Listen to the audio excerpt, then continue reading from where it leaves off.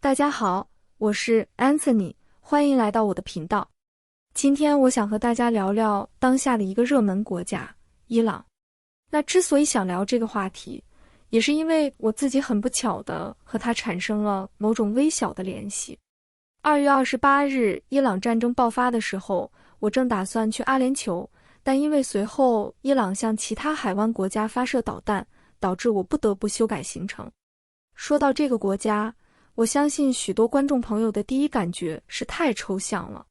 在中文互联网上，伊朗是一个非常微妙的存在，它是正义联盟的重要成员之一。由于中国和伊朗在外交上的密切关系，加上伊朗的反美立场，在中国，一些亲体制的声音会非常支持伊朗政权。但即便是最坚定的支持者，恐怕也很难真心喜欢伊朗现政权，也就是伊斯兰共和国的意识形态本身，因为它呈现出来的面貌实在是太抽象了。在这个抽象的国家里，女性受到了难以计算的控制和迫害，比如女性要出国，必须获得父亲或丈夫等男性监护人的同意；女性被禁止公开唱歌和跳舞，被禁止进入某些公共场所，比如不能去体育馆观看比赛；女性只有在遭受丈夫严重虐待，或者丈夫吸毒坐牢等特殊情况下才能提出离婚。离婚的主动权几乎完全掌握在男性手里。此外，这个国家还有多得数不清的死罪，比如婚外情、同性之间的性行为，最高可判处死刑，并有可能遭受实行这种相当原始的酷刑。女性不适当的佩戴头巾和男性在公共场所亲密，同样属于严重的性犯罪。伊朗还有一种独特的罪名，就是叛教。如果你放弃、否定伊斯兰信仰，或者改信其他宗教的，也是可能被判死刑的。因此并不意外的是，伊朗有着浓厚的殉道者文化。殉道指的是为真主献出生命。在上世纪的两伊战争期间，伊朗政权利用宗教狂热来组织儿童上战场清除地雷，以人海战术来冲击伊拉克的防线。当然，伊朗也是全世界少数仍然保留了对未成年人使用死刑的国家。关于伊朗战争以及伊朗政权的历史，网上已经有了大量的内容，这不是我们今天的重点。我更想关注的是伊朗的这一套神权政治，尤其是霍梅尼所建立的这种意识形态体系是怎样运作的。我们怎样从心理学的角度理解伊斯兰革命？虽然什叶派的那些宗教术语对于我们来说是比较陌生的，但它背后的心理机制和运作逻辑其实对我们来说并不陌生，而且非常的有意义。那这个系列的视频，我们不是要单纯做一期伊朗历史的科普，而是想从心理学和哲学的角度去剖析这种意识形态之所以能够运作的深层心理基础。我会把这期视频放在历史与社会这个列表内，如果你有任何想找我探讨和咨询的话题，都可以联系我的邮箱预约。有一个人，他在掌握权力前，激烈地批判前政权的腐败，声称要建立一种公正、平等、廉洁的政治制度，并赢得了各个阶层的认同和支持。而在上台后，他所领导的政权就开始背弃曾经开明的政治许诺，并对过去合作的亲密战友和其他党派发动清洗。他在全国大学内发起文化革命，誓言要清除外来文化和思想的污染。在经济领域，他掀起了一轮国有化的高潮，将大量企业和财产充公。而在外交方面，他积极对外输出革命，发誓要解放全世界受苦受难的人民。相信大家能够猜到，他就是伊朗伊斯兰革命的领导者霍梅尼。霍梅尼在掌权之前，曾经对各个阶层许下了非常开明的承诺。他告诉世俗的自由派人士，未来的伊朗将会有新闻自由和言论自由。他告诉左翼知识分子，革命将实现社会正义和财富的再分配。他告诉普通的中产阶级，革命将终结国王的腐败和西方的剥削。总之，在革命成功之前，霍梅尼成功的让几乎所有人都觉得他是自己人。然而，当巴列维王朝倒台，霍梅尼真正掌握了国家权力之后，那些曾经和他并肩战斗的盟友们才逐渐意识到，自己支持的究竟是一个怎样的人。左翼的政党被取缔了，世俗的知识分子被迫害和流放，甚至连一些宗教界的高级人士，那些与霍梅尼持不同意见的大阿亚图拉，也遭到了软禁和打压。许多曾经满怀理想投身革命的人，在事后都表达过同一种感受：我们被欺骗了。为什么当时的伊朗人民，包括那些受过良好教育的知识分子和中产阶级，仍然会追随他，认同他，甚至为他狂热？这真的仅仅是因为他的政治欺骗吗？还是说，在伊朗社会存在着某种更古老、更深沉的东西，使得这片土壤天然地适合神权政治的生长？我认为，这还真不能说是因为伊朗人民太傻，因为我们了解后来的历史，就不太能理解为什么当年伊朗人会认同这么抽象的东西。要理解这个问题，我们需要回到什叶派这个信仰体系本身的源头。因为霍梅尼之所以能够成功，不仅是因为他的政治手腕，更是因为他精准地利用并改造了什叶派教义中某些极其深刻的元素。这就要从伊斯兰教的两大派系，也就是逊尼派和什叶派说起了。他们的分歧源于先知穆罕默德去世后的一个根本性问题：谁应该继承先知的领导权？逊尼派认为，继承人应当由穆斯林社区通过协商或者推选的方式来产生，也就是说，领导权的合法性来自于共同体的共识。而什叶派则认为，领导权必须由先知的直系血脉来继承，具体来说，就是先知的女婿阿里及其后代，也就是所谓的伊玛目。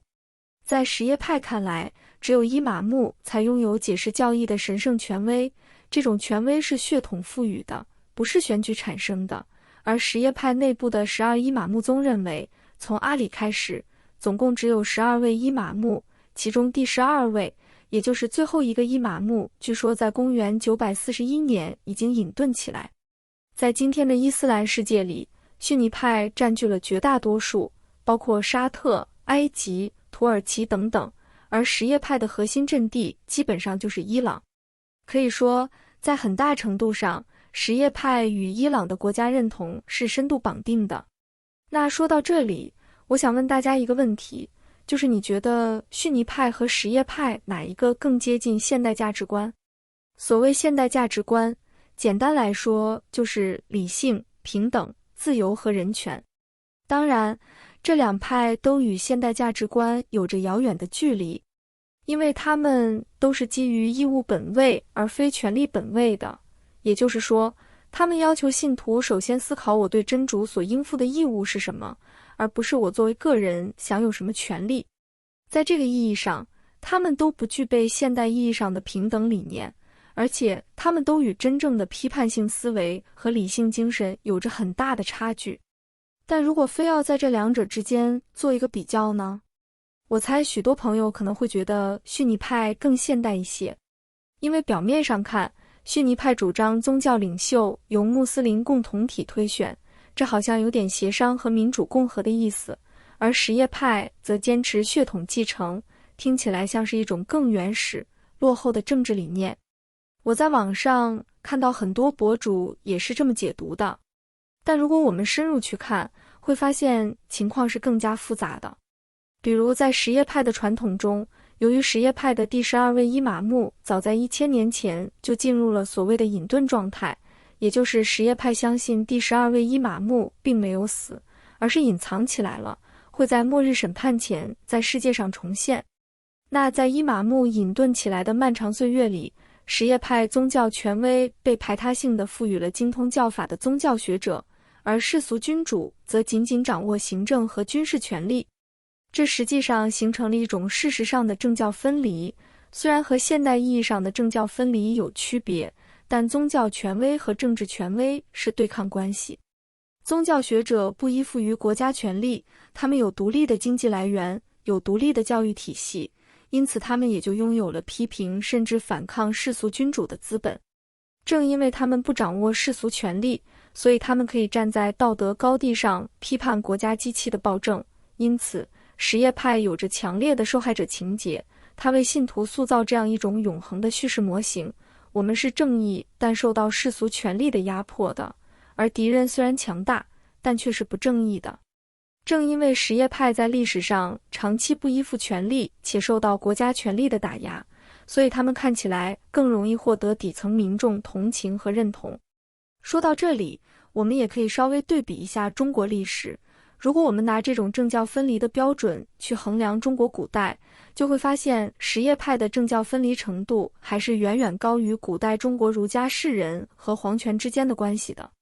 很多人可能会说，中国古代不是宗教国家，所以不存在政教合一的问题。但其实中国古代只能说没有一神教那种宗教，而儒教以及各种民间信仰本身就承担着宗教的职能，就是为人们建构一种超越日常生活的精神世界和意义系统。只不过，中国这套精神系统的超越性比较低，它几乎完全和世俗权力绑定在一起，以至于你感觉不到它像是一种宗教。因此，中国古代的问题不是政教合一，而是政治和宗教基本没有区分。儒家士人的社会地位、经济来源、学术权威都高度依赖皇权，没有任何制度性的力量能够制约皇权。而什叶派的宗教学者不一样，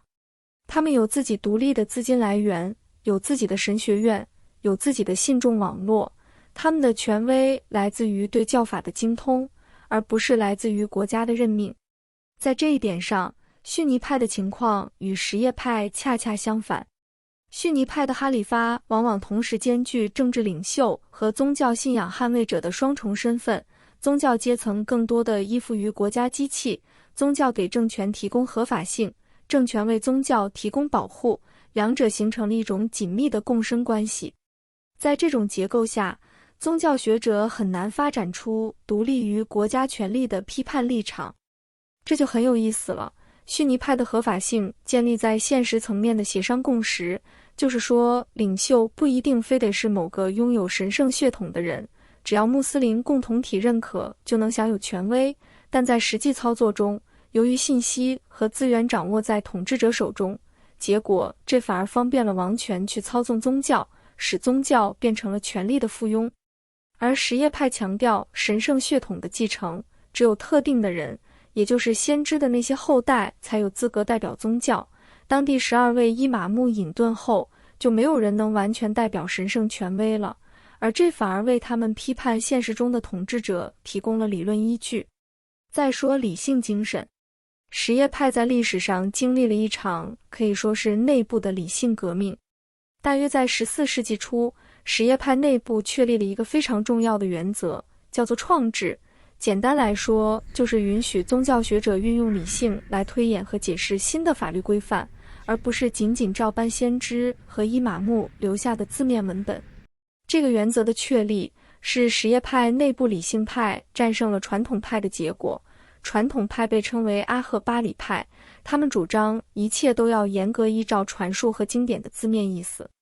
理性派的胜出，使得什叶派的教法学家获得了极大的法律解释权和独立地位，也使得什叶派的教义在理论上具备了一种动态演进的可能性。当然，这显然和启蒙理性还是差得很远。而逊尼派的历史轨迹则走向了相反的方向。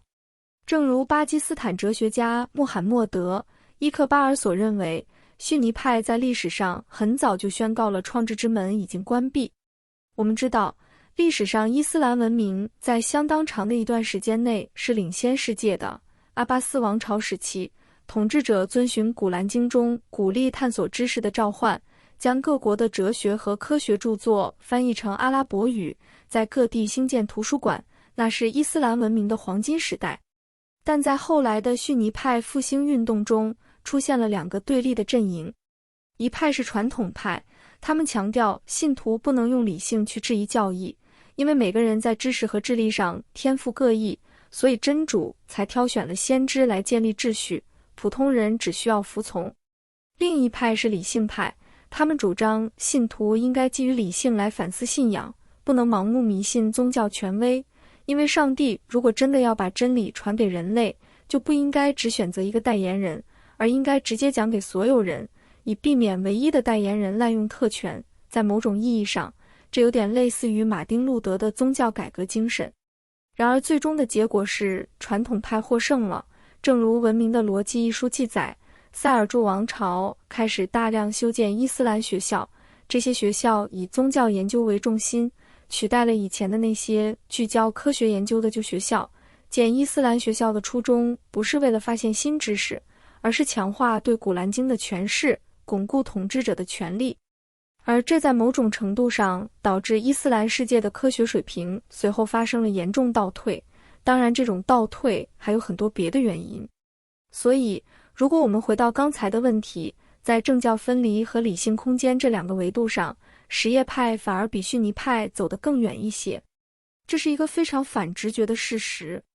但这也就引出了一个更加令人困惑的问题：如果什叶派在传统上是政教分离的，如果什叶派的宗教学者在历史上恰恰是以独立于权力、批判暴政而著称的，那么霍梅尼是怎样把这样一个传统扭转成了一个史无前例的专制制度的？我们怎样看待这种转变？下期视频我们继续讨论这个话题。如果你有任何的困惑和问题想和我交流，直接联系我的邮箱就好。比如你希望和我讨论某篇文章、某段话、某个视频、某种社会现象，或者你的日记，都可以提前把相关的文本发给我，我会在正式交流前读完。或者你希望和我讨论你的人生经历、困惑和情感，都是可以的。如果你对隐私性、安全性、付款和通讯方式有任何疑问，也请及时告诉我。